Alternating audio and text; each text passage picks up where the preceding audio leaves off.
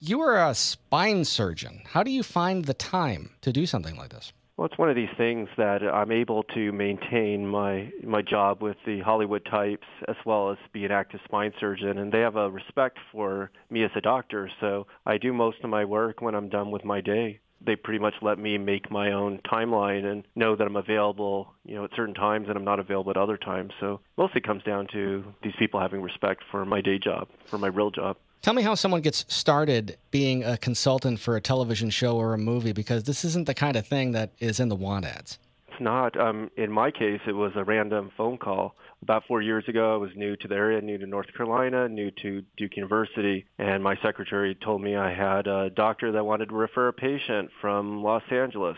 I found this story kind of weird, but it piqued my interest. I made the call, and it turns out it wasn't a real patient. It was a TV patient that I needed to help design a story for, and that started my collaboration with Hollywood. And every few months, I get added to another show as the consultant and helping with the script or helping with the onset. So this has been ever expanding. But for anyone that tries to get into the business, I think it's almost impossible. It's pretty much a business of word of mouth, and unless someone has a relative, it's pretty hard to break in for a physician. All right, so a couple of the shows that you've done consulting for, Royal Pains on USA and Elementary on CBS. Correct. Those are just a couple of those on your resume, I would assume. Yes, those are the home teams, the ones I regularly work with. But as different shows are in different stages with writing, with production, I find that I like to have one show around at all times, and I generally do, but I do help with several other shows. I've been mailed scripts and asked to read it and give advice, and so I get to see random glimpses into all kinds of shows.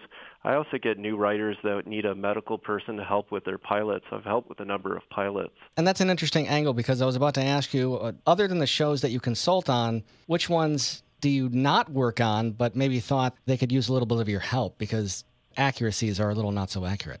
So anytime there's something questionable on a show, I usually would get a late-night text or email from a colleague or family member asking, did you help with this ridiculous scene? And I'm happy to tell them that in most cases, no, I didn't. And most people know my shows.